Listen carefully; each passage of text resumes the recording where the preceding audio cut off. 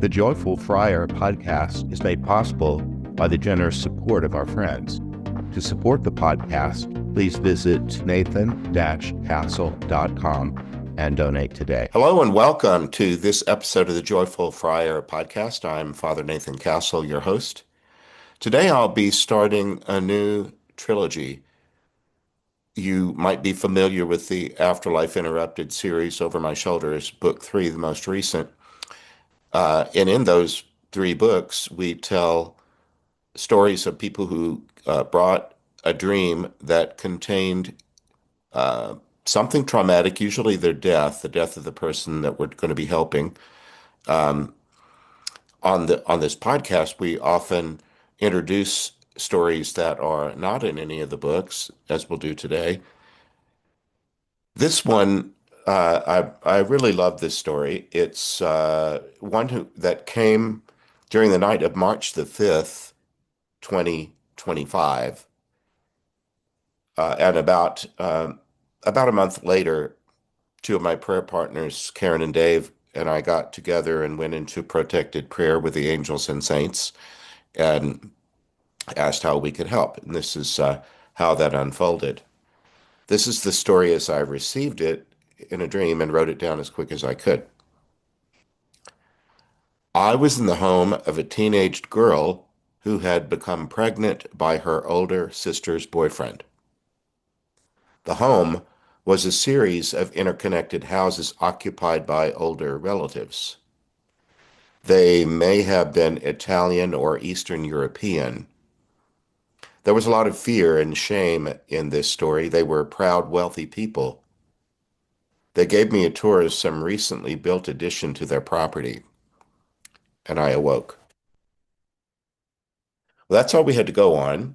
As it turned out, this story might have been in northern Greece or Macedonia, but we found out later that the guardian angel who helped with this one, she went by the name Stella, said it really what the name of the place isn't very important, and that uh, the nation state that this place was in shifted and had different names because of the outcome of early 20th century wars. Anyway, the story is taking place during what we now call World War One. So that was, 14 to 18. It's happening in that period. We learned that the family that this girl belonged to was somewhat aristocratic. They had deprivations because of the war, but they weren't as deprived as many poorer people would have been. Um, but the story has heartbreak in it. But the reason that I'm so grateful to be involved in this process is you can see how heartbreak can turn to healing and the opportunity to go beyond any traumatic story and uh, live on into an eternal future. I think I'm going to be doing a little more reading than normal because I just found the people in this story to be so well spoken that trying to paraphrase them, I don't think would do them justice. Remember that when the person who's speaking through me to my prayer partners, they have to be able to uh, form their thoughts as they always did. They don't need to be able to speak English, but that's my only practical language. So whatever they form is going to come out in English. But I just thought the way in which Livonia and Stella and others in this story spoke just had such clarity that just the wordcraft I think is beautiful. The story's not beautiful, but the wordcraft is. Um, so we get this dream, and all I already related it to you. That's all the information we really have. So we usually, after we have done protected prayer, ask for the guardian angel of this person to come on the line, to speak through me to my prayer partners, to give clarity about um, detail in this story. The guardian chose to use the name Stella, which of course means star, and um, I said this, she's showing me the space between stars and the way, almost like in a child's connect the dots coloring book, you draw a line between the dots. one star is near another one, but their light goes through the darkness between them. She's making the point that light moves through darkness and then it lands upon something that it enlightens. So, light going through darkness uh, as a natural state of events in the cosmos. The light that's landing on my face came from our star, but it has moved through a lot of dark space between the sun and the earth to get here. When it does, it enlightens what it lands on. She said she was thanking us for the good work that we do. We were doing this last year in Lent, and she said, "You're coming into the season of the Lord's arrest and false adjudication, crucifixion, darkness, the quiet of the tomb, and the dawning of Easter morning. We're using the movement of the stars and the planets and the space in between them as a way of thinking about this story. It involves individual people who can seem like planets, that is, bits of things that are separate from other things, but they're all circling each other. The stars become constellations from your point of view, but between all of them, there's dark space that light can penetrate. We're using that as a contract today to move into this story." Angel Stella said, there's a protagonist in the story, but there are also something that might be like supporting actors and actresses. There might be more than one person's story, but you're at least working today for the one whom I guarded. We're not always sure at the front end of things if we're only helping one person or more than one.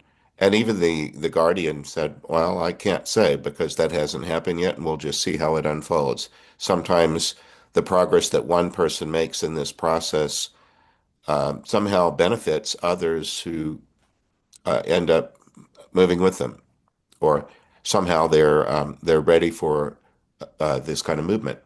I explained to the Guardian that it seemed to me that there was some aristocracy involved and that the shock of this pregnancy rippled through a kind of buttoned down family that was proud of its stature in the community. And there was maybe more than a normal sense of public shaming because of their social prominence. And it seemed to me we hadn't yet learned that there was a rape, but I felt like there was overlay of sexual coercion. Um, Stella went on to say that that they were partly using my background in sociology as a tool in this process because I know that mores, including family mores, and particularly sexual taboos and ideas in a society about how you're perceived, and especially social conscious people in a society might care about how they're perceived. It seemed like there was an awful lot of secrecy that might have been in play in that time period in the years 1914 to 18, whenever this might have happened. This is what Angel Stella said. Some of those who were involved in this story while upon the earth had to be led through a process of standing back from it and seeing a larger picture after their deaths. That's in part why we began with a sense of the solar system and spaces in between, because there's always a story that's larger than the small narrative. There used to be a show on television in his house. She's talking about me. It was the soap opera As the World Turns. Um, that was usually on at 12:30 in my household, even as a child when soap operas are not that interesting to children. But I knew that it was on TV, and uh, Angel Stella says it was a dramatic show with many infidelities, scandals, and secrets. Each show began with the Earth spinning around, showing that while the Earth is spinning around, all these micro stories are going on upon it. And this is such a story. She decides to slide to the side because she feels like her job is done orienting us to what we're doing. The Guardians very often do that, and they'll say, if you haven't any more questions for me, I'll slide to the side and be supporting you in prayer. I'll be right here, but you likely won't hear from me again. And then the one that they guard emerges and speaks. That's what happened. Her name is Livonia. She said, "My name is unusual to you. It's a name that was not too uncommon at the time of my birth, and it was a family name." She said, "I think it's fallen into disuse in your own time." She said that she didn't think she'd need to take much of our time. And she said, "My life upon the earth would be about maybe 120 years earlier than now." Um, she said, "We were not in the thick of the fighting in that great war as other places like France and Germany, but we're certainly affected by it." She explained some of the history of those alliances that caused a domino effect of, an event in the Balkans starting World War One. You might remember that from world history. She did say that they weren't as affected by uh, privations as other people work, but she said it was, they were surrounded by the trappings of a fine house with artwork and a finery, but that they still had to struggle uh, to feed themselves during that time. She said, "I was 15 when I became pregnant by my older sister's boyfriend, who might also be called a fiance.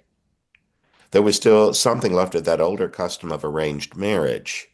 It wasn't exactly that, but there was a lot of social pressure from the two generations older than us that this would be a good match between my sister and this young man. It had to do with cementing business relationships and family's finances. You might be aware that your custom of dating anyone you please was not at all the norm. A young woman wasn't allowed to go about making herself available for her husband, except maybe through these debutante balls where a great many young women would be prepared for their introduction to society with ball gowns, elaborate hairstyles, and a party during which their name is announced, where they were made available for marriage. The Her older sister had was 16 and had one of those when she was 16. Um, and Livonia told us I wasn't that yet, and that might have been in the next year or two for me. But she said the young man was sometimes a guest in our home, but those occasions were usually well monitored by adults. You might be allowed some private moment in the garden, but somewhere within eyesight of a mistress, a nanny, not a parent most of the time. But very often there were household servants or someone who was responsible for seeing that the young people were supervised. Karen, my partner, asked, "Well, what happened to you?" And she said, "It's a little surprising. It's been so long ago, but still, I need to focus to put the words together to tell you that." She said, "I thought it would just be a picnic next to a lake.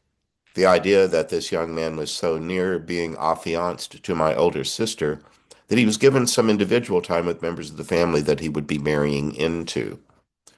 Um, that ended up being less supervised than would have been wise. Um, she said it was enough for him to get away with making an advance upon me that turned into a rape. I didn't welcome it. I was shocked and threatened, and it happened only once. But it was the one time that produced a pregnancy. Once my pregnancy became evident, it was equally evident by whom this had occurred. At least most people thought they knew who had done this, but the first person that people suspected was, in fact, my older sister's boyfriend. We didn't use that word. And of course, the language is different from yours. Betrothed? Well, maybe. Anyway, it was evident that I was with child, and when it was, fingers were pointed at him. I was reluctant to speak of it at all, but I did when I was forced to. I had no choice, really. I had to face an interrogation about it, especially from my father, grandfather, and his father, the boy's father. They felt the family's honor was at stake and seemed more concerned about that than they did about me.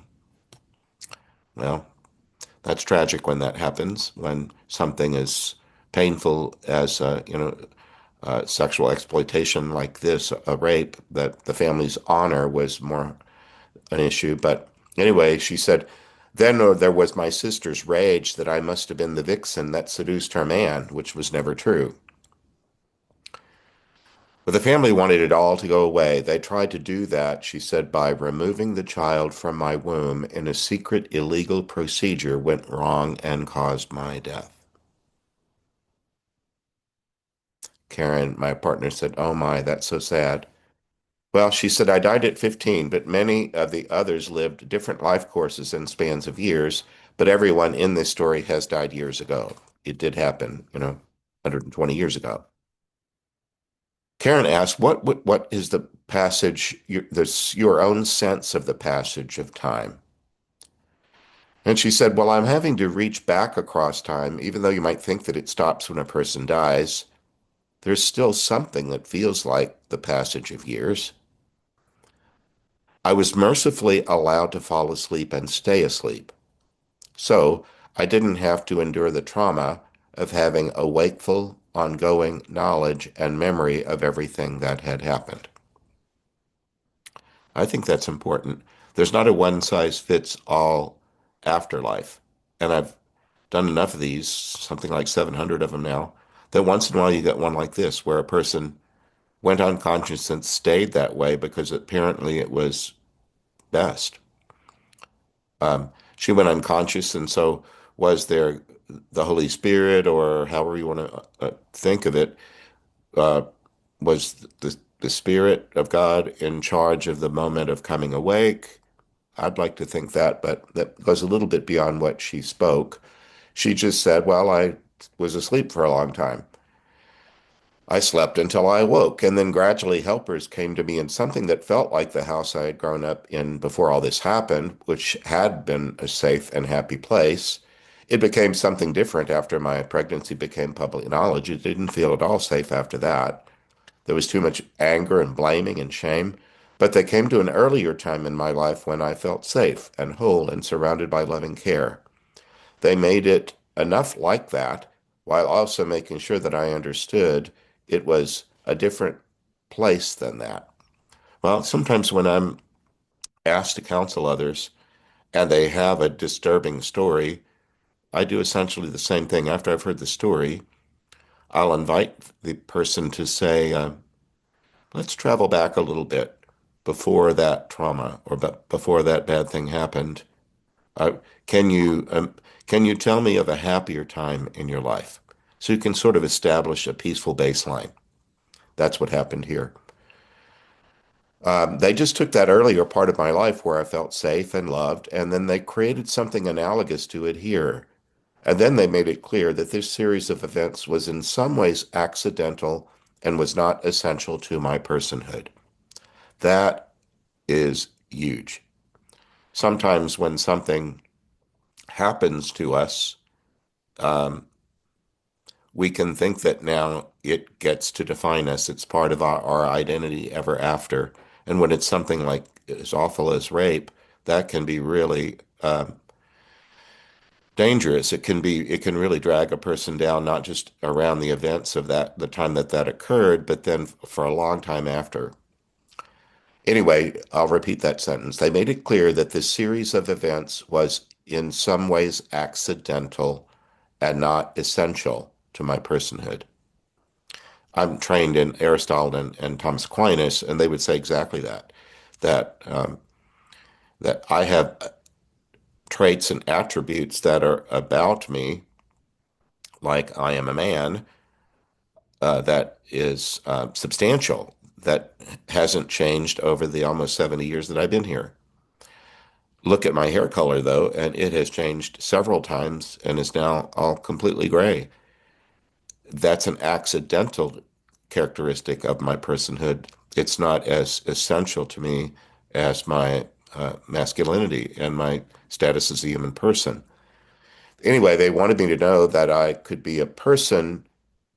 It wouldn't be correct to say to whom this hadn't happened because it did and it had a truth, but they were showing me that it was possible for me to have a future that was not encumbered by this series of events in the arc of memories. Man, that's important, and I like the way that she explained it. She said they let me know that I could look forward to something like growing into being a young woman who had no reason for shame and who did not need to be in darkness. She died at age 15. And so when she did get, alert again and begin receiving the help of those around her, they proposed to her that, well, one of the things you could continue to do is grow into young womanhood that was denied you, but you could do that without having this dark story always haunting you. And she said, well, that sounds good. Um, she said that I wasn't allowed to grow into young womanhood because as soon as my pregnancy was discovered, I was hidden. And it was as though I didn't exist. I was out of sight until they could resolve the problem. And then she just said in this one simple sentence, and then, of course, I died in that attempt. Ugh. She said, after her death, she said, when I awoke, my first impulse was toward hiding. But the place where I awoke was populated by helpers and there was no hiding from them. My partner Karen said, is that where you met Stella, her guardian angel? And she said, yes, she was the one who then said, well, darkness and light coexist naturally. Listen to that again, especially if you're struggling with something of the dark. Well, darkness and light coexist naturally. Then Livonia was reminiscing about how Angel Stella first talked to her. She said, she told me how sunlight moves from so many thousands or millions of miles away, whatever it is, from the sun to the earth, and that the light moves through all that darkness and then lands on your skin. And it makes the flowers grow, and all of the pleasant poetic ways of thinking about sunrise and light and goodness. Light can move through darkness and does it all the time. I could think of light landing on me. Maybe you'll find that helpful. She said, the people around me here sometimes look substantial. They have faces and bodies. At other times, they can look less like that and more like ghosts that light up. They can be both, or in succession. They can show that they're mostly made of light. They can make themselves look more solid if they please, but their natural state is more glowing somehow. She talked a little bit about the sun being largely gaseous, being more of a vapor perhaps than a stone, and that I too had more than one kind of nature, one kind of body, and that I could grow into the new one that I might enjoy inhabiting more than the old one that had been raped.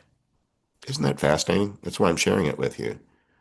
Uh, Getting a person who had been raped to think, well, you have more than one kind of body, and if you'd rather focus and emphasize this other way of being, you don't really need to focus on that other one, on that raped body.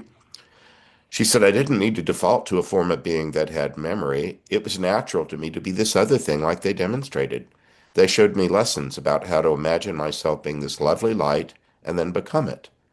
I had to practice it until it became habitual that I could just be a center of light that shone onto shadows and brought them into the light. Isn't that beautiful? They're helping her transform from being a raped object, and certainly sexual assault objectifies its victim. She said, they helped me see that I could be a center of light that shone onto shadows and brought them into the light. And my partner, Karen, who's a therapist, said, well, that's beautiful. There was so much more to you than this tragedy. You got to learn how to utilize other parts of yourself. And Livonia said, well, it was self-evident that I'd survived my death and would continue to do so, and that those particular incidents had a lifespan. They too had ended, and in fact, everyone who inhabited our household had long since died. Well, Karen asked if she had seen any of them yet, of her family members, or is that for what's next? Well, Livonia said, I've only seen one household maid who did not have children of her own, and from my earliest years had a special fondness for me and treated me like she might be another mother. In fact, the way that the household and society was structured, women of my mother's estate didn't have very much to do with the day-to-day changing of diapers or feeding and so on. There were others to do those tasks that might ordinarily be maternal ones. My mother would be handed me after I was bathed and clothed and fed. I would have moments where I would be in her arms or on her lap or in her company, but it wasn't the way that most young babies and young children are raised. But she did a great job of explaining that. Karen said, well, you're probably closer to that maid than you were to your mother. And Livonia said, well, emotionally, because we spent much more time together. So she was here for me early in the process. I think at the outset of this session, you all wondered whether this is primarily about me or would others in the household take part. That's not for me to know. But I think it's time for me to move into that part where, whatever it is, they've made me know the truth uh, that I accept, that I no longer need this level of scrutiny and care. Had I lived longer upon the earth, the amount of scrutiny and care that I was being given at 15 would have begun to wane, even in the somewhat socially controlled environment that would have been my next decade. I would have still been able to move about more freely than I could have at 15. So now they're just saying that this would have been the natural inevitability that I would have more freedom to move, and some sense of it would involve space. I wouldn't have to be confined to a certain series of rooms and lawns. I would have been able to move about more freely than I had when I was younger. They're just saying this process that you will go through today has some similarities to where you might have grown had you stayed upon the earth longer. Well, that makes sense, doesn't it? She's she had died at 15. She doesn't have to stay 15. She's moving through some sort of maturation process, very much analogous to what would have happened had all of these unfortunate things not occurred. Karen said, well, have you thought about who you'd like to have come and help you with that transition? So Livonia got still and paused for a moment. And then she was inside of me and she said, inside him, me, I'm thinking of a story from my childhood called Cinderella. Someone who was of low estate got elevated at a ball. In his memory of that story, near the end of it, the one who was just the scullery maid ends up being surrounded by a coterie of other women who now think of her as a princess. Now they hover about as ladies in waiting. I think there are women who lived in that time, or at least that kind of environment, who would have been my peers or my betters, who are now looking at me and wanting to surround me, flutter about me, and make me feel important. Isn't that sweet? Karen just said, oh, wonderful. Livonia said, but Stella is still the primary one to assist me in going. The others are forming a circle and she's walking me into it.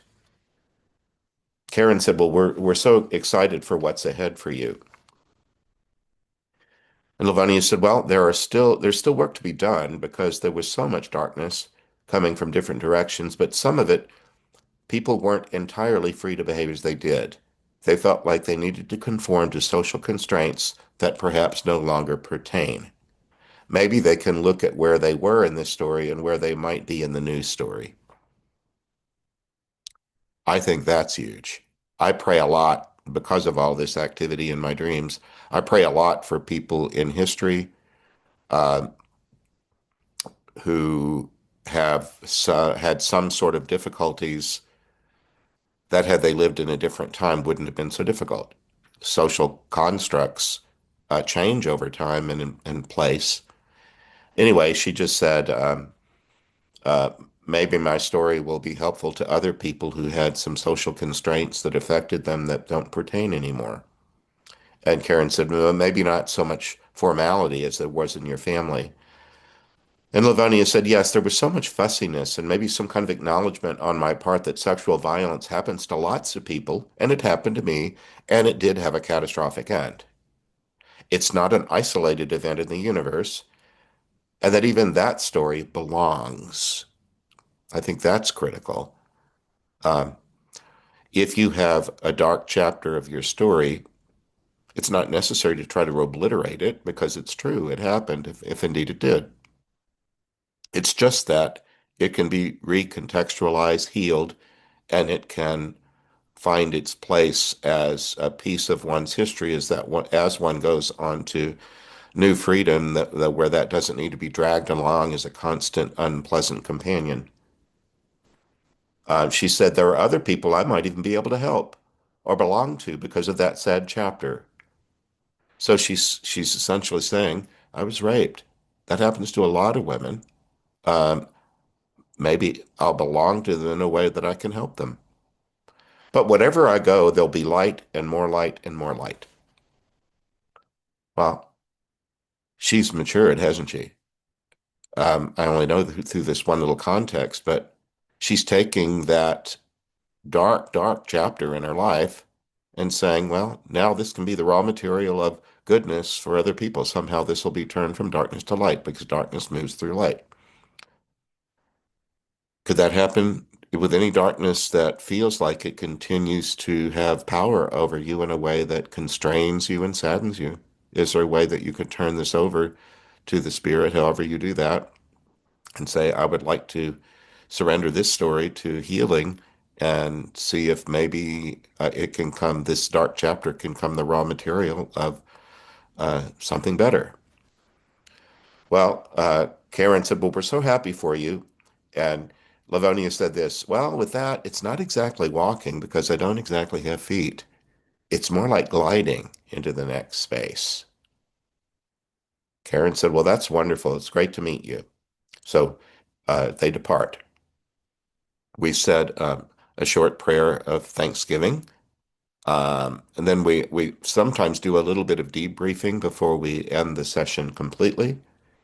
And Karen chose to say, I wonder if we could ask Ellen, who we know really well, to look in on Livonia and see how she's doing up ahead.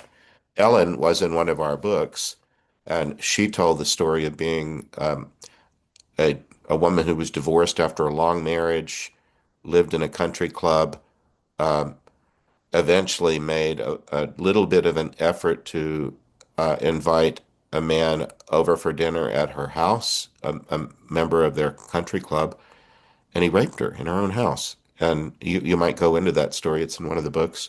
Um, anyway, we got her permission to use her story and went to print with it. And it turns out that Karen has a great love for her. Karen was part of her crossing originally and said, I wonder if Ellen would be helpful in this. Um, so I paused for just a moment and I could feel Ellen is inside and she spoke and said, well, this is Ellen. I was already there in disguise. They're wearing hoop skirts, and they really do look like illustrations that Father Nathan remembers from children's books about that story, or maybe from the Disney movie. Can you picture the cartoon characters of Cinderella and the ball gowns that people would have worn? She said, I was already in that circle. I was just a character in the background. Well, Karen said, well, I'm so glad. I hope that you might be able to help her out a little bit. And she said, well, it's good. She got to the point that the experience can feel so isolating. Well, as you know, that was what I did with it. I took that experience to me and I hid it from everyone and wouldn't allow my own grandchildren in my home and so on. She's way far ahead of where I was when I met you. She understands that that feeling of isolation is only a feeling and it doesn't need to be a consequence. To have your whole personhood stolen by one event like that is just not necessary. Can you hear that from a person who was raped? To have your whole personhood stolen by one event like that is just not necessary. Well, there are a lot of events beyond rape that can have that same kind of power. Lots of disappointments and um, betrayals and uh, violent crime, many things that can come into a person's life and have a destructive effect. You could say this of them. To have your whole personhood stolen by that one event is just not necessary. That's Ellen's way of it. And Ellen said, well, yes. And she's had more than a century outside of time to receive healing advice from people. She's been receptive to it such that your work today could move her along. I think we should make the point that the fact that it's been more than a century doesn't mean that she had a bunch of sin or that she had to do strenuous exercise for more than a century outside of time. She told us that she was unconscious and asleep, and she wasn't sure for how long. And it really didn't matter because you're outside of time, although there's something that still feels somewhat like it. But I just wanted to make that point that the fact that this story happened a long time ago doesn't have anything to say about the moral character of Livonia. Uh, I think we all get the help we need, and if it means staying asleep for a long while, that's all right. Well, anyway, Ellen said, well, I'm no longer bound to my sad story the way that I had been earlier. There are always next chapters of healing to be done or reconcile or even informing because my children and grandchildren and circle of friends didn't know what had happened to me because I wouldn't speak of it. Sometimes on this side, there's a bit of storytelling when someone happens along. After one's death, some of these gaps might be filled in.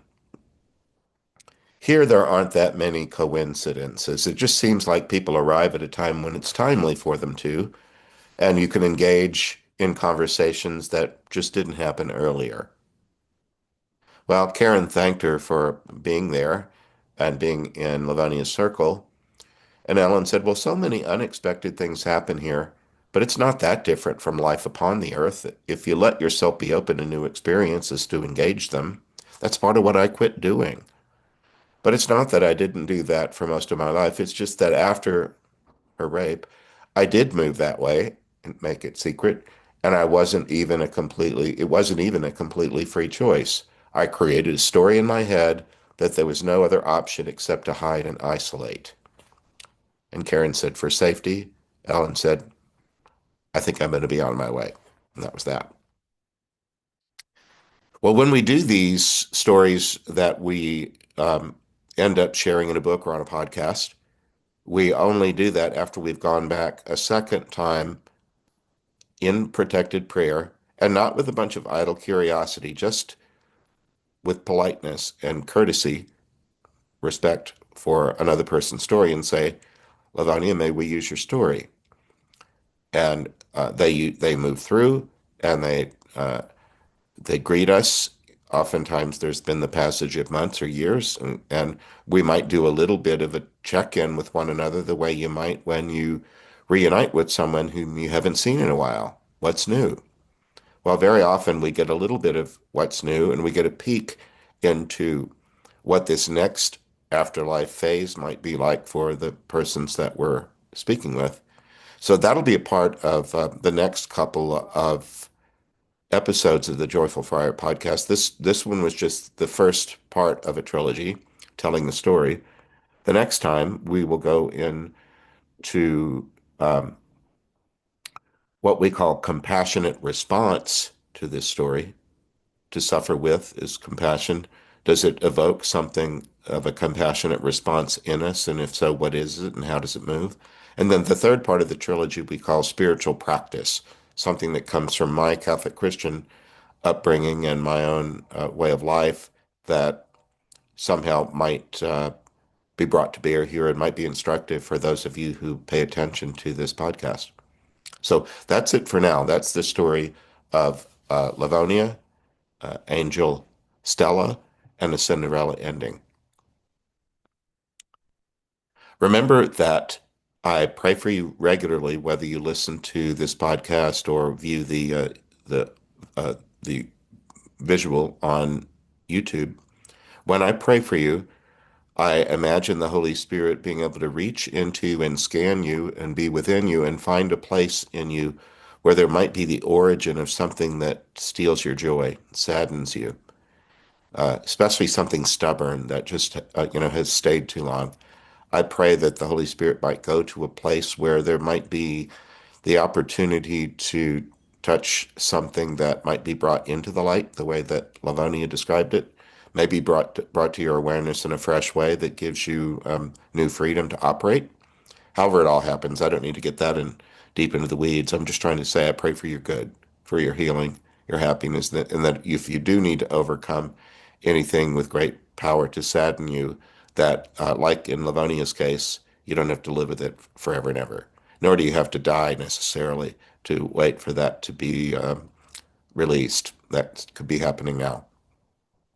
Anyway, if you'd like to be in touch with me, you can do that through my website, which is nathan-castle.com. If you do choose to do that, I ask that you read at least one of the Afterlife Interrupted books so that you'll be more familiar with what my prayer partners and I do. But for now, that's it for this time. Thank you for being with me. I'm your host, Father Nathan Castle, saying God bless you and see you later. Bye-bye. I hope you enjoyed this episode of The Joyful Friar. Please like, follow, and subscribe. You can visit me at nathan-castle.com. Send me a message by clicking the contact button. God bless. Have you ever had to do something so difficult that you had to deal with it in stages? Imagine dying suddenly with no forewarning, being in a car crash, a shooting, a drowning. You leave your body, but then what? How do you transition into the afterlife? For some, it flows all at once, but not for everybody. For some, the process of transitioning into the afterlife is interrupted. Maybe there's a need for rest or for learning, or maybe just the chance to adjust to such an abrupt experience. I'm Father Nathan Castle. I'm a Catholic priest. About 23 years ago, the Holy Spirit began to send me people who had died traumatically. They entered my dreams during sleep, showing me what had happened to them and asking for help. They had died and moved on, sort of, but they'd come to a moment where it was time to complete the crossing. With the help of the angels and saints and earthly prayer partners, we've assisted more than 300 souls as they complete their crossing. You can read about it in my book series. Afterlife Interrupted books are available on Amazon. You can also learn more by visiting my website, nathan-castle.com. God bless you.